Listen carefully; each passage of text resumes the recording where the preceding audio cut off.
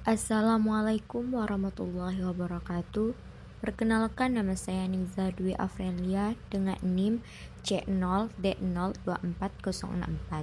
Di sini saya akan menyampaikan materi tentang aspek fiskal dari aset lancar berupa piutang usaha dan persediaan. Latar belakang. Dalam sistem perpajakan, laba dikenakan pajak dihitung berdasarkan ketentuan dalam Undang-Undang Pajak Penghasilan, Undang-Undang PPH. Namun, dalam praktiknya, perusahaan menyusun laporan keuangan berdasarkan standar akuntansi yang ditetapkan dalam Ikatan Akuntansi Indonesia (IAI) melalui PSAK. Perbedaan tujuan antara akuntansi komersial untuk penyajian wajar laporan keuangan dan fiskal untuk kepentingan perpajakan menyebabkan munculnya perbedaan pengakuan, pendapatan dan biaya, termasuk pada aset lancar seperti piutang usaha dan persediaan. Kedua akun ini sangat berpengaruh terhadap laba dan pada akhirnya menentukan besarnya pajak terutang. Aset lancar. Aset lancar adalah aset perusahaan yang dapat dikonversi menjadi uang tunai dalam waktu singkat, biasanya kurang dari 1 tahun atau 1 siklus operasional normal, tanpa mengalami kerugian signifikan. Contoh utamanya yang pertama kas dan setara kas seperti deposito bank, yang kedua piutang usaha serta surat berharga jangka pendek, dan yang ketiga persediaan barang dan biaya dibayar di muka. Piutang usaha. Piutang usaha adalah tagihan atau klaim perusahaan terhadap pelanggan atas penjualan barang atau jasa secara kredit yang belum dibayar. Biasanya jatuh tempo dalam waktu 1 tahun atau 1 siklus operasi normal. Contoh piutang usaha yang pertama, tagihan dari pelanggan yang membeli barang secara tempo 30 hari. Yang kedua, piutang dari pre-order produk atau cicilan via pihak ketiga. Dan yang terakhir, tunggakan pembayaran jasa yang telah diserahkan kepada klien. Dasar hukum pajak piutang. Yang pertama, PMK 117 atau 2024 mengatur tata cara penghapusan piutang pajak oleh Menteri Keuangan atau DJP untuk saldo hingga 100 juta. Yang kedua, Per 1 atau PJ atau 2020 pedoman klasifikasi kualitas piutang pajak berdasarkan kedaluarsa penetapan. Yang ketiga, PMK 69 atau PMK 06 2014 penentuan kualitas piutang dan penyisihan piutang tak tertagih. Yang terakhir, PP 28 2022 pengurusan piutang negara termasuk penanggung utang dan tindakan penagihan. Piutang tak tertagih.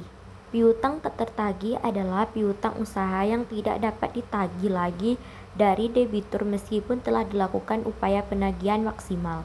Sering disebabkan oleh kebangkrutan, penipuan, atau ketidakmampuan pembayaran. Menurut Pasal 6 Undang-Undang PPH, piutang tak tertagih boleh menjadi pengurang penghasilan bruto dengan syarat yang pertama telah dibebankan dalam laporan laba rugi komersial. Yang kedua, wajib pajak telah melakukan upaya penagihan maksimal.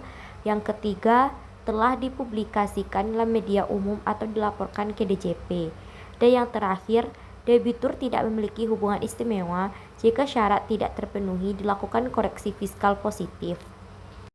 Persediaan. Persediaan dalam akuntansi adalah aset lancar berupa barang atau bahan yang dimiliki perusahaan untuk dijual, diproses, atau digunakan dalam operasional normal. Jenis persediaan terdapat 3 kategori utama. Yang pertama, bahan baku atau mentah untuk produksi. Yang kedua, barang dalam proses setengah jadi. Dan yang terakhir, barang jadi siap dijual ke pelanggan. Metode penilaian persediaan.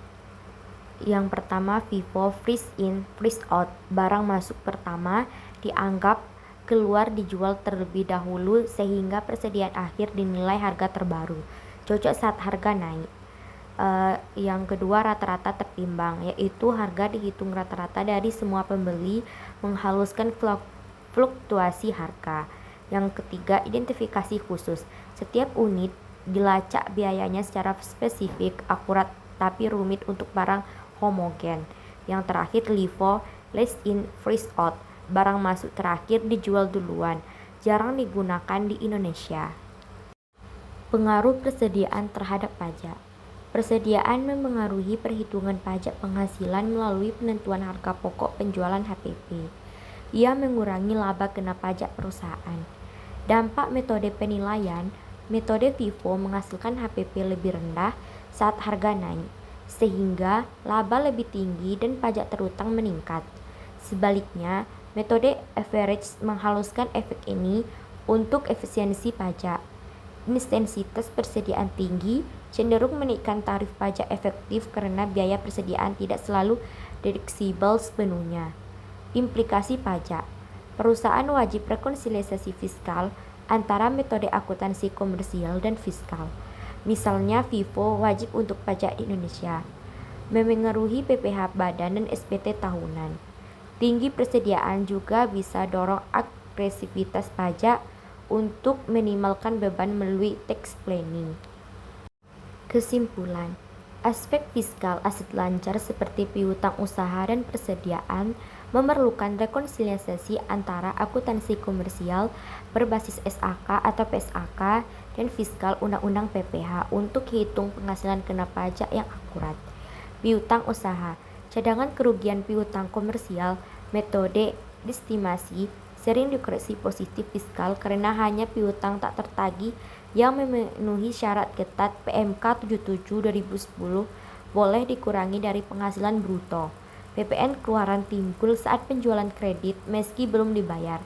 Ini mencegah pengurangan pajak prematur dan lindungi fiskus dari piutang fiktif. Persediaan, metode penilaian seperti FIFO atau average komersial wajib direkonsiliasi fiskal.